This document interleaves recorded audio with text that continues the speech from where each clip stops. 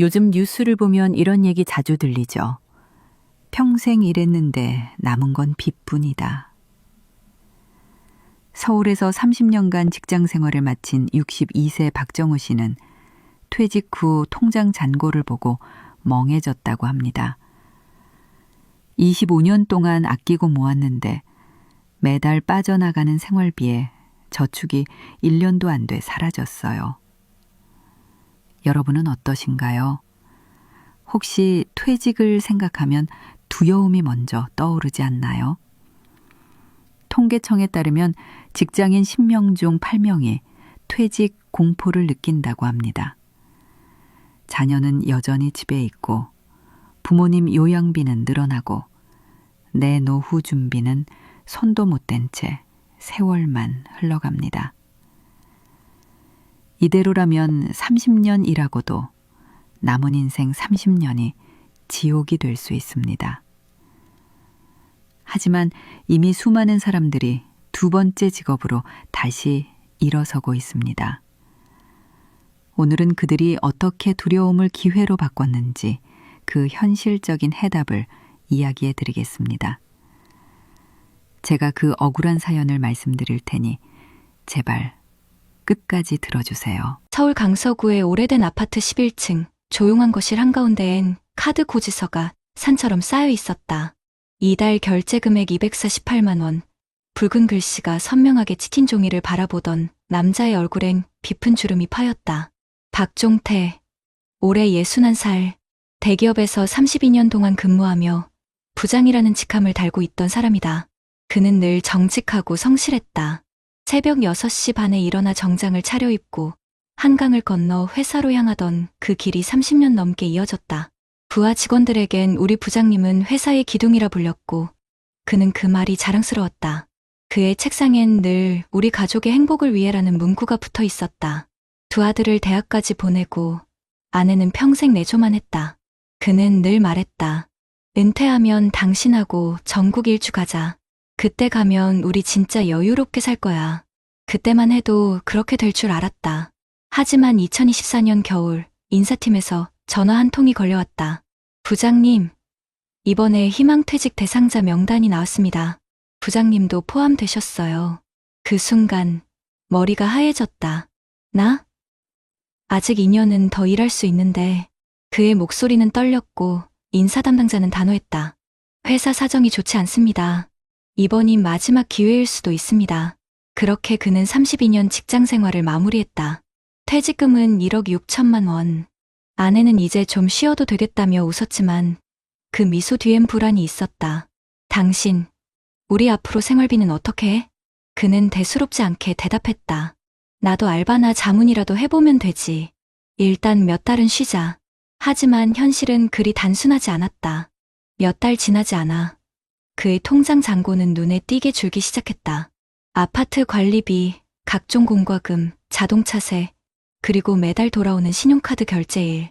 특히 막내 아들의 대학 등록금이 결정타였다. 아빠, 이번 학기 등록금이 470만 원이래요.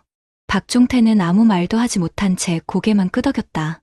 그는 퇴직 후 처음으로 돈이라는 두 글자가 무겁게 느껴졌다.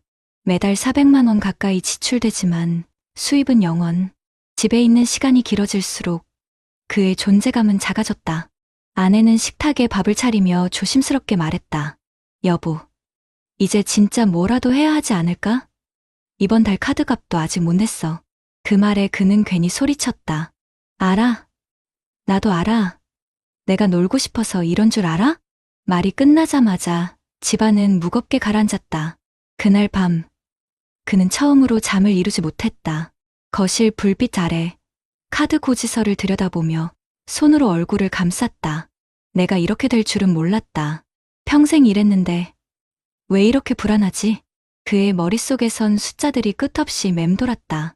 전기세 14만 원, 가스비 12만 원, 관리비 21만 원, 아들 등록금 470만 원. 한 줄 한 줄 계산할수록 숨이 막혔다. 며칠 뒤, 그는 구인 사이트를 찾아보기 시작했다. 하지만 현실의 벽은 냉정했다. 60세 이상 지원 불가, 정년퇴직자 제외, 경력 무관 단 50세 이하. 그는 이 문구들 앞에서 자신이 사회에서 완전히 밀려난 존재라는 걸 느꼈다. 그래도 포기할 수 없었다. 지인의 소개로 한 중소기업 면접을 봤지만 결과는 경력은 좋지만 연령대가 부담스럽습니다. 였다. 그 말이 그렇게 비참할 수 없었다. 그는 다음 날 공원 벤치에 앉아 커피를 마셨다. 옆자리엔 비슷한 또래의 남자 2명이 앉아 있었다. 야, 나도 이번에 나왔어. 58인데 누가 써주냐. 나도 마찬가지야. 집에서는 쉬라는데 쉬면 눈치 보여서 미치겠어. 그들의 대화는 마치 그의 속마음 같았다. 그는 괜히 웃으며 맞장구 쳤다. 우리 세대 다 그렇죠. IMF 땐 젊어서 버텼는데 이제는 나이로 밀리네요. 그 말 뒤로 아무도 웃지 않았다. 집으로 돌아온 그는 아내에게 무심하게 말했다. 나 내일부터 새벽 알바 해볼까 해. 마트 상하차 일인데 뭐라도 해야지. 아내는 말없이 그의 손을 잡았다. 여보, 당신 허리 안 좋아서 그 일은 힘들 거야. 그는 잠시 침묵하다가 작은 목소리로 답했다. 그럼 우리 뭐 먹고 살아? 나라도 움직여야지. 다음 날 새벽 4시 그는 어둠 속을 걸었다. 추운 공기의 입김이 허옇게 번졌다. 마트 창고에 도착하자 젊은 직원이 무심하게 말했다. 아저씨, 저쪽으로 박스 옮겨주세요. 그는 묵묵히 몸을 움직였다. 땀은 쏟아졌고 허리는 이미 비명을 질렀다. 하지만 그는 멈추지 않았다. 내가 이 나이에 이런 일까지 하게 될 줄이야. 그래도 가족은 먹여 살려야지. 퇴근 후 집으로 돌아와 씻고 나니 오전 9시였다. 아내는 조심스럽게 물었다. 오늘 어땠어? 괜찮아. 젊은 애들이랑 일하니까 오히려 기운 나더라. 하지만 그의 두 손은 떨리고 있었다. 그날 밤 그는 소파에 앉아 다시 카드 고지서를 펼쳤다. 결제일이 다가올수록 잔고는 더 줄었다. 딱 한 달만 버티자. 그러나 다음 달 현실은 더 냉정했다. 마트 일은 몸이 따라주지 않았고 결국 그는 허리 통증으로 일을 그만뒀다. 남은 건 50만 원짜리 아르바이트 수입과 200만 원이 넘는 카드 결제금뿐이었다. 그는 문득 아내의 말이 떠올랐다. 여보, 이제 진짜 뭐라도 해야 하지 않을까? 그 말이 귓가에서 메아리 쳤다. 그리고 그 순간 그의 시선이 식탁 위의 낡은 카드 고지서에 멈췄다. 마치 그것이 지금 자신의 인생을 상징하는 것 같았다. 평생 벌었는데 왜 이렇게 남은 게 없을까? 그는 종이를 구기며 중얼거렸다. 평생 일했는데 왜 아직도 빚에 쫓기냐고. 그의 손끝이 떨렸다.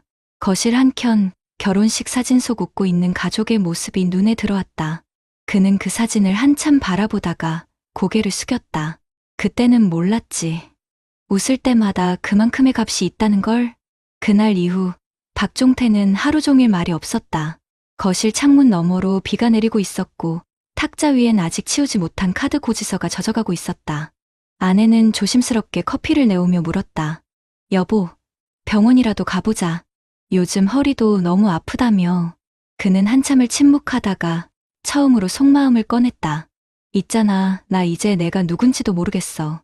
그는 자신이 회사 사람으로만 살아왔다는 걸 그제야 깨달았다. 명함이 없어진 순간부터 자신이 세상에서 사라진 기분이었다. 퇴직 전엔 박 부장님, 회의 부탁드립니다라는 소리를 하루에도 수십 번 들었지만 이제는 아무도 그를 찾지 않았다. 그의 하루는 TV 뉴스와 마트 전단지를 보는 것으로 시작해 뉴스 다시 보기로 끝났다.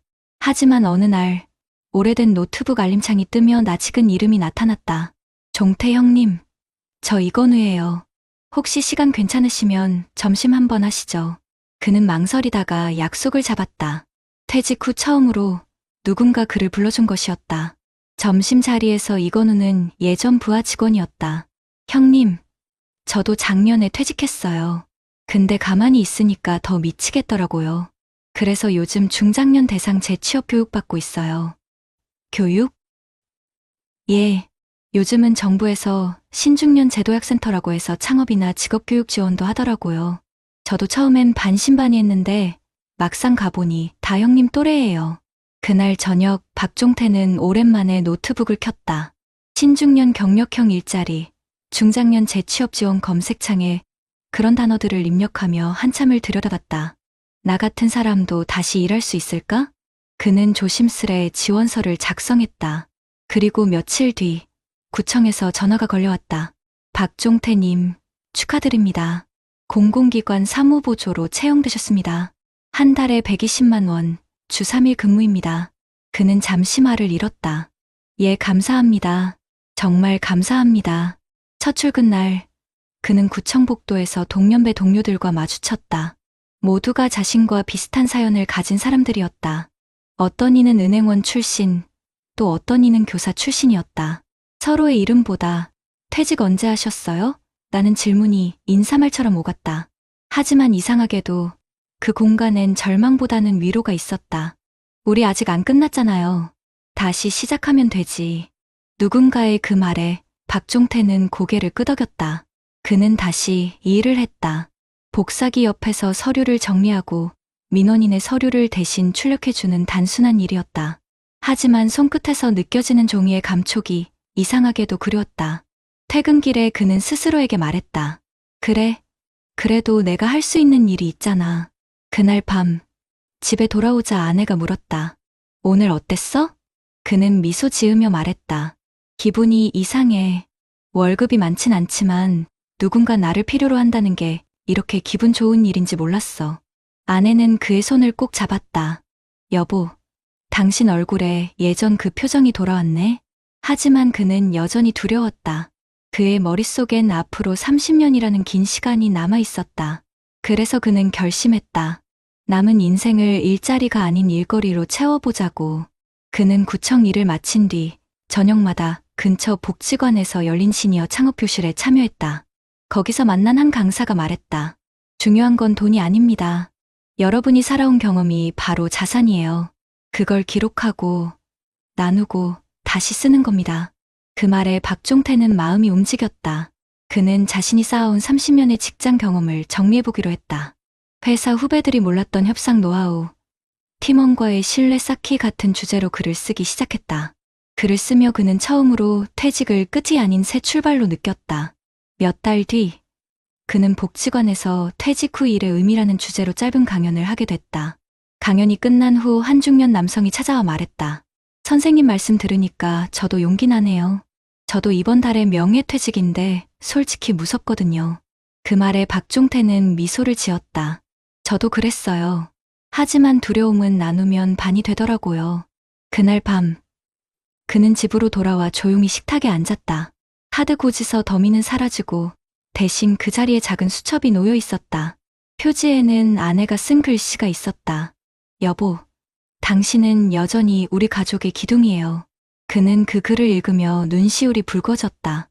그래, 나는 여전히 가족을 위해 살고 있구나. 창밖에 봄비가 내리고 있었다. 그는 창문을 열고 밤 공기를 깊게 들이마셨다. 퇴직금 1억 6천만 원은 다 써버렸지만 아직 내 안엔 일할 마음이 남아있구나. 그는 이제 매달 120만 원의 급여와 조그마한 강연 수입으로 살아간다. 넉넉하진 않지만 마음만은 예전보다 단단했다. 가끔 새벽에 깨어 거실 불을 켜면 예전처럼 카드 고지서가 아니라 가족 사진이 그를 맞이했다. 그는 그 앞에 앉아 중얼거렸다. 평생 일하고도 돈은 남지 않았지만 이제는 마음이 남았다. 그리고 그 마음이 앞으로의 삶을 지탱해줄 새로운 자산이 되어 있었다. 이 이야기는 지금 이 순간 퇴직을 앞둔 수많은 사람들의 현실이기도 합니다. 평생 일했는데 왜 이렇게 남은 게 없을까라는 질문은 이제 남은 시간 동안 나는 어떻게 살아갈까라는 답으로 바뀌어야 할지도 모릅니다. 여러분 어떠시나요? 위의 사례는 정말 비참하고 서글픈 인생 아닌가요? 하지만 지금부터 소개해드리는 사례는 정반대의 선택으로 행복한 노후를 보내고 있는 한 남성의 이야기입니다. 경기도 용인시 수지구의 작은 단독주택 마당. 아침 햇살이 포근하게 내리쬐는 그곳에서 67세 김성우 씨는 정원수에 물을 주고 있었다. 손에는 낡은 장갑이 끼워져 있었지만 얼굴엔 평온한 미소가 번져 있었다. 그의 하루는 여유롭고 단정했다. 아침엔 아내와 함께 차를 마시며 신문을 읽고 오후엔 지역도서관에서 중장년 대상 은퇴 설계 강좌를 진행한다. 그는 퇴직 후 성공적인 인생 2막을 살고 있는 사람으로 지역에서 꽤 알려진 인물이었다.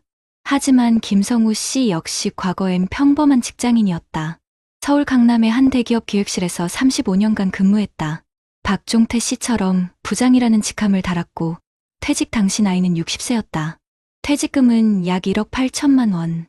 하지만 그 돈을 한꺼번에 쓰거나 무모한 투자에 쏟아붓지 않았다. 그는 이미 50대 중반부터 퇴직을 예감하고 있었다.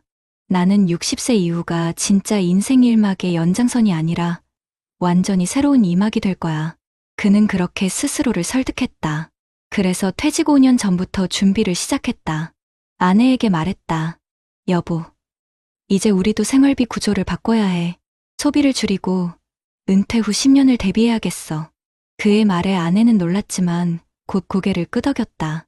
그들은 매달 가계부를 점검하며 지출을 체계적으로 줄여갔다. 주말 외식은 월 1회로 줄였고 자동차는 유지비 부담이 큰 SUV 대신 경차로 바꿨다. 무엇보다 두 자녀에게 등록금은 지원하지만 결혼 비용은 각자 준비해라라고 단호하게 말했다. 그 결정은 쉽지 않았지만 그는 말했다. 내가 부모로서 도와줄 수 있는 건 교육까지야. 그 이후는 각자 인생이야. 그 선택 덕분에 그의 자녀들은 일찍 경제 독립을 했다. 큰아들은 공기업에 취직했고 딸은 대학 졸업 후 1년 동안 준비 끝에 자신의 작은 디자인 회사를 차렸다. 아버지가 늘 말씀하셨어요. 돈보다 중요한 건 계획이다라고요. 딸의 그 한마디에 그는 가슴이 뭉클했다. 퇴직을 앞둔 59세의 어느 봄날, 회사는 구조조정 이야기가 나왔고 김성우 씨는 스스로 희망퇴직을 선택했다. 다른 사람들이 퇴직을 두려워할 때 나는 오히려 준비된 마음으로 회사를 떠났다.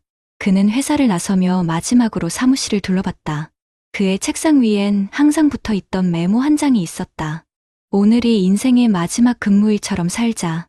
그 문장을 떼어 주머니에 넣으며 그는 속으로 중얼거렸다. 이제 진짜 내 일을 해볼 시간이구나. 퇴직 후 그는 곧바로 인생 2막 계획표를 실행했다.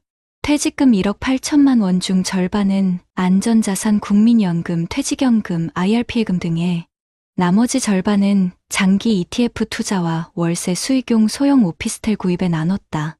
그는 은퇴 후에도 현금 흐름을 끊기지 않게 설계했다. 돈은 쓰는 게 아니라 돌아가게 만들어야 해. 그의 인생 철학이었다. 하지만 그에게도 위기가 찾아왔다. 2023년 하반기 글로벌 경기 침체와 금리 인상으로 투자 수익률이 급락했다. 퇴직연금 계좌의 수익률은 마이너스 7%로 떨어졌고 월세 세입자도 잠시 비워졌다. 그는 처음으로 불안감을 느꼈다. 내가 뭘 잘못 계산했나? 그는 밤새 통장을 들여다보다가 결국 스스로에게 물었다. 나는 지금 돈을 불리려는가, 지키려는가? 그는 다음 날 재무상담센터를 찾아갔다. 그곳에서 들은 첫 문장은 잊을 수 없었다. 김 선생님, 은퇴 후엔 돈을 벌 생각보다 흐름을 관리하는 게 핵심이에요. 그는 그 말을 가슴에 새겼다. 그날 이후 그는 ETF 일부를 정기예금으로 돌리고 소형 오피스텔 대신 공유형 오피스 투자로 방향을 바꿨다. 월세는 적지만 공실률이 거의 없다는 장점이 있었다.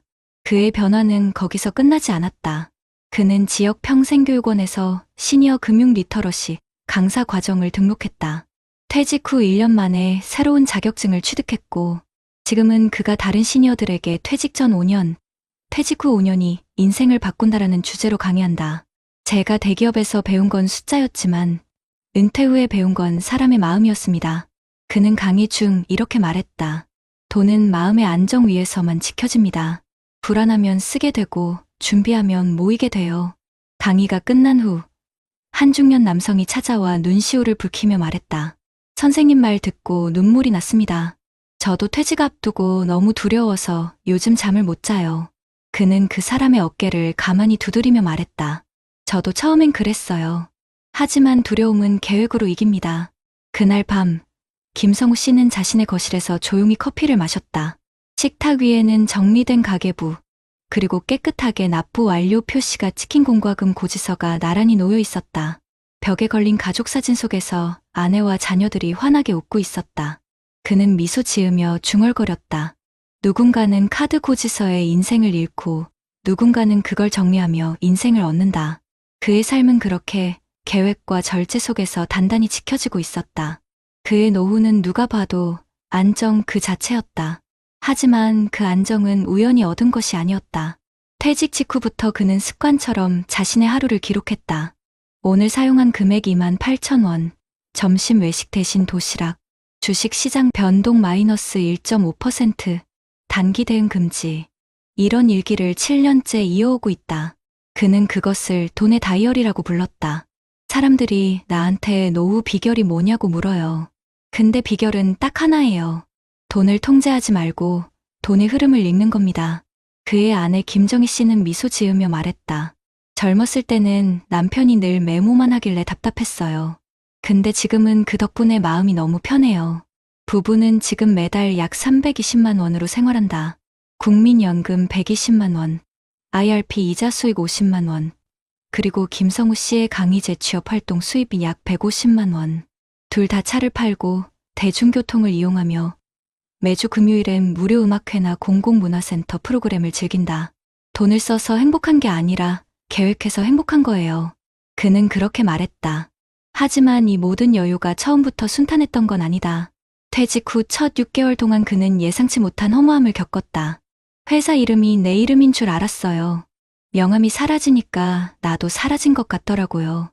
그는 어느 날 갑자기 자신이 무의미한 사람처럼 느껴졌고, 심지어 하루 종일 소파에 앉아 TV만 보던 시기도 있었다. 그 시절, 아내가 남편을 살려냈다. 여보, 당신은 회사가 없어도 충분히 쓸모 있는 사람이야. 그동안 쌓은 경험, 이제 다른 사람들에게 나눠줘. 그 한마디가 그의 전환점이었다. 그는 바로 시니어 커뮤니티 봉사에 참여했고, 퇴직자 대상 재무 멘토로 활동하기 시작했다. 그곳에서 만난 사람들 대부분이 퇴직금은 있었지만 계획이 없던 사람들이었다. 퇴직금 1억이 인생을 바꿔줄 줄 알았는데 1년 만에 사라졌어요. 그런 이야기를 들을 때마다 그는 마음이 무거워졌다.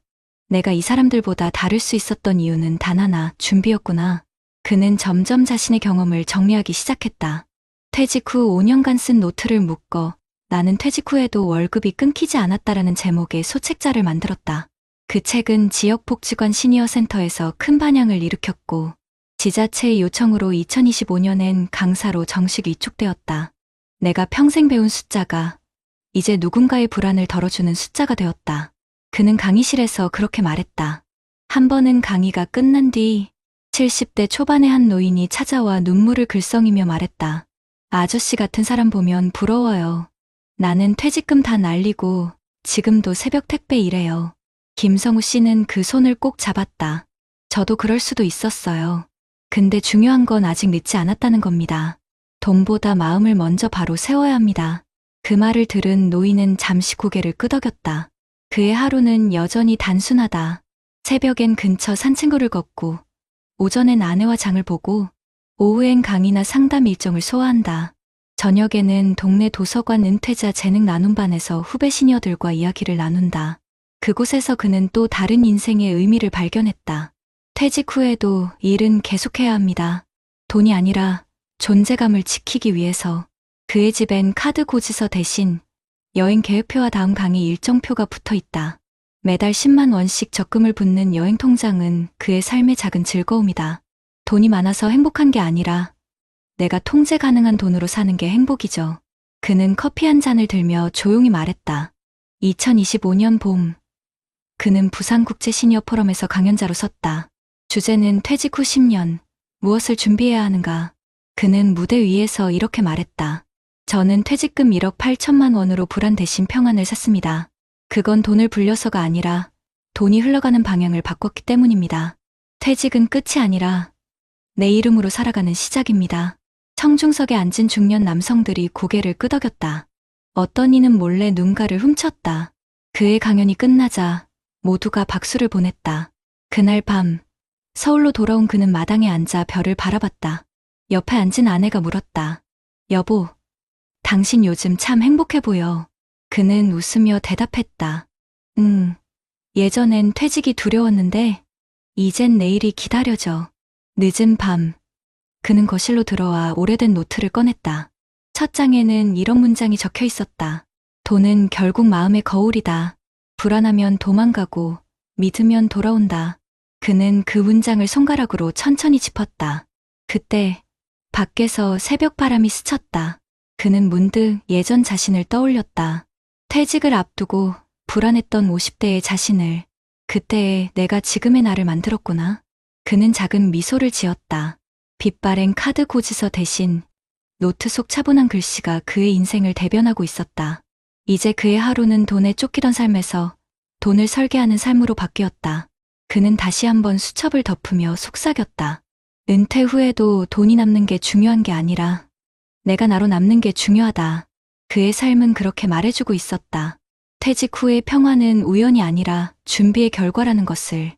그리고 그 준비는 퇴직 5년 전에 하루하루를 어떻게 보냈느냐로 결정된다는 것을. 이 이야기는 같은 세대를 살아가는 우리 모두에게 전하는 한 가지 메시지입니다. 퇴직은 인생의 마침표가 아니라 진짜 나를 찾는 쉼표다. 먼저 대한민국 내부 데이터를 살펴볼까요? 우리나라에서 2021년 기준으로 65세 이상 인구 중 약 20%가 1인 가구라는 조사 결과가 나왔습니다. 이는 곧 많은 분들이 배우자나 자녀의 도움 없이 홀로 노후를 준비해야 할 가능성이 크다는 뜻입니다. 동시에 같은 자료에서 55세에서 79세 인구 중 연금 수령자가 약 절반, 즉 49.4%에 불과했고 수령액도 1인당 월 평균 약 55만 원 수준이라는 지적이 나왔습니다. 즉, 대한민국에서 노후 대비는 연금 하나만으로 충분하다고 보기에는 매우 불안정한 현실입니다. 또한 국내 연구에서는 중장년 임금 근로자의 퇴직 후 재취업 이행 양상을 분석했는데 45세 이후 퇴직한 임금 근로자들이 재취업에 성공하는 비율이 높지 않고 특히 첫 직장 퇴직 시점 이후 단기간에 직종 또는 근로 형태가 바뀌는 경우가 많다는 것이 밝혀졌습니다. 이런 맥락에서 보면 퇴직금과 연금 이외에도 퇴직 이후에도 일할 수 있는 구조나 수입 흐름을 유지할 수 있는 설계가 노후 준비에 필수적이라는 실증적 근거가 우리 사회에서 이미 확보되어 있는 셈입니다. 한편 해외 통계도 이런 현실을 뒷받침합니다.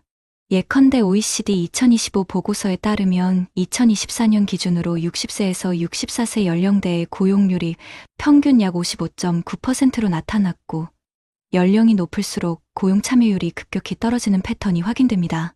즉, 연령이 올라가면서 직장을 유지하거나 재취업을 하는 일이 점차 어려워지고 있다는 것입니다. 또 국제노동기구 자료에 따르면 55세 이상 노동자들은 단순 실업률이 낮음에도 불구하고 시간제 근로, 원하는 일보다 덜 일하는 상태, 혹은 구직 중이지만 통계상 실업자로 잡히지 않는 잠재구직자 등의 형태로 노동력이 충분히 활용되지 못하는 경우가 대단히 많습니다. 이러한 통계들은 결국 퇴직 후 수입 흐름의 끊김과 일자리 상실 후 회복의 어려움이라는 두 가지 리스크가 중장년 이후 노후 실패의 핵심 축이라는 점을 보여줍니다. 국내 전문가들도 중장년층의 노동시장 이탈을 막기 위해서는 연공 서열형 임금 체계의 완화, 직종 전환 기회 확대, 교육과 훈련을 통한 디지털 역량 강화 등이 필수적이라고 분석합니다. 요컨대 통계와 전문가, 의견이 공통적으로 지적하는 것은 단순히 퇴직금이 얼마냐 또는 연금이 얼마냐만으로 노후가 보장되지 않는다는 사실입니다. 오히려 중요한 것은 퇴직 전후로 어떤 수입 흐름을 유지할 것인가, 그리고 퇴직 이후에도 스스로 존재 가치를 느끼며 일할 수 있는 구조를 갖추는가입니다.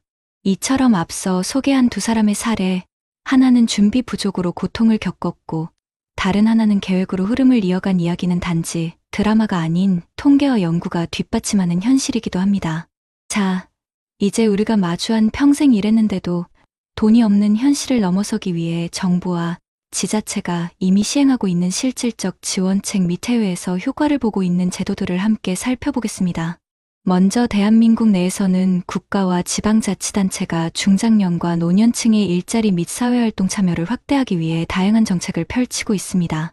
예를 들어 보건복지부가 발표한 제3차 어르신 고용 및 사회활동 종합지원 계획 2023년에서 2027년에서는 초고령 사회 진입에 맞춰 사회서비스 분야와 민간 분야의 노인 일자리 비중을 전체의 40% 이상으로 증가시키겠다는 목표를 제시하고 있습니다. 이처럼 공공과 민간을 통틀어 2027년까지 노인 일자리를 노년층 인구의 10% 수준까지 확대하겠다는 계획이 제시되어 있습니다. 또한 고용노동부에서는 고령자 재취업을 지원하기 위해 법적 기반을 강화해왔습니다. 고령자 고용촉진 및 직업안정법에 따라 기업이 정년퇴직자를 재고용할 경우 인센티브를 제공하고 있고 2022년부터는 고령자 고용촉진 보조금 제도를 통해 만 60세 이상 근로자를 정규직 전환하거나 장기 고용할 경우 기업에 분기별로 지원금을 지급하는 방식이 도입되었습니다. 지자체에서도 이와 맞물려 시니어 인턴십이나 중장년 재창업 지원센터 등을 운영하고 있습니다. 만 60세 이상이 기업이나 공공기관에서 인턴으로 경력을 쌓고 지원금을 받아 경험을 얻을 수 있는 프로그램이 운영되고 있습니다. 이처럼 국내에서는 퇴직 후 제2의 진로를 모색하는 중장년층이 실제로 일할 수 있는 플랫폼을 제공받을 수 있는 구조가 마련되어 있습니다. 그럼에도 불구하고 일이 있어도 임금이 낮고 직종이 맞지 않아 그냥 버티는 형태의 일자리라는 지적이 있는 만큼 우리가 실제로 선택하고 활용해야 할 실천 가능한 방식을 함께 정리해 보겠습니다. 첫째, 퇴직이 임박한 50대와 60대는 퇴직 전 최소 3년간, 퇴직 후에도 일할 수 있는 분야에 대해 사전 탐색과 실험을 해야 합니다. 위 정책들에 따르면 지자체나 민간기관에서 제공하는 인턴십과 재취업 교육 프로그램에 참여하면 비용 부담이 줄어들고 취업 또는 창업으로 이어질 가능성이 높아집니다. 둘째, 기업이 고령 근로자를 고용할 경우 정부 보조금이 있다는 사실을 기억해야 합니다. 기업 입장에서는 인센티브가 있는 고령자 채용이 매력적이므로 이 점을 활용해 재취업을 제한하거나 협상할 여지를 마련할 수 있습니다. 셋째, 창업을 고려한다면 소규모 실험 후 사업 본격화라는 흐름을 국내 제도와 연계해 활용하는 것이 좋습니다. 시니어 창업지원센터나 지자체 내 창업지원금, 노인 창업 프로그램을 미리 탐색하고 사업 아이디어를 인턴십 또는 강좌 형태로 미리 시험해 볼 수 있습니다. 해외 사례도 참고할 만합니다. 북유럽 여러 나라에서는 55세 이후까지 오래 일할 수 있는 환경을 만들기 위해 고령 근로자 고용 유지 정책을 적극 운영해 왔습니다. 한 보고서에 따르면 노르딕 국가들은 연령 55세 이상 근로자 고용률이 매우 높으며 그 배경에는 고령 근로자 대상 직업 훈련, 고용 전환 지원, 고용 유지 장려금 등이 포함되어 있습니다. 예를 들어 네덜란드는 고용 계약 만료 후 고령 근로자의 재고용을 유도하기 위해 일정 조건 하에서 기업이 임금 체계와 계약 형태를 조정하도록 유도하는 법률이 있습니다. 또한 교육 훈련과 기업 내 재배치, 조직 내 직책 변경 등을 통해 고령 근로자가 기존 경력을 활용하면서도 새로운 역할을 맡을 수 있도록 제도화되어 있습니다. 이러한 해외 모델은 한국 중장년층이 취해야 할 전략과 많은 공통점을 갖고 있습니다. 또한 정부 및 지자체 차원에서 주목해야 할 정책 조합을 추천드립니다. 노후 준비가 부족한 많은 중장년에게는 일자리와 금융설계와 사회활동이 함께 결합된 패키지가 필요합니다.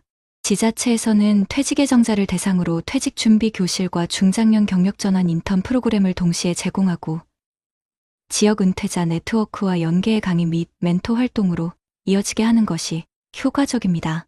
은퇴금은 그대로 두고 월 수입이 계속 나올 수 있는 구조로 바꾸는 것이 핵심입니다. 정부는 고령자 고용 촉진 보조금과 시니어 인턴십 수당 등을 더 널리 알리고 지자체는 지역 맞춤형 골든타임 퇴직 전 3년 프로그램을 집중 운영해야 합니다. 기업은 고령 근로자를 단기 또는 파트타임이 아니라 경력 존중형 역할로 고용할 수 있도록 정부 인센티브를 통해 유도해야 합니다. 마지막으로 중요한 건 자신이 무슨 일을 좋아했나요? 그리고 어떤 상황에서 보람을 느꼈나요? 라는 질문을 스스로 던지고 그 답을 퇴직 전에 조금씩 행동으로 옮기는 것입니다. 위 정책들은 당신이 그 행동을 현실로 옮기는 데 든든한 기반이 되는 제도입니다.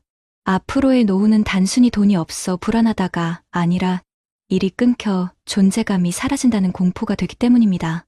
그러니 지금 이 순간 지자체 또는 정부가 운영하는 중장년 프로그램을 검색해 보시고 참여 신청서를 열어보는 작은 행동부터 시작해 보시길 권합니다. 하루의 끝, 붉은 노을이 천천히 기울 때 누군가는 길 위에서 아직도 무거운 가방을 들고 걷고 누군가는 마당의 의자에 앉아 따뜻한 차 한 잔을 마십니다. 퇴직 후의 인생도 어쩌면 이 노을빛과 같을지 모릅니다. 해가 지는 건 끝이 아니라 또 다른 하루의 시작을 알리는 신호니까요. 여러분, 오늘 이야기 속 두 사람을 기억하시죠?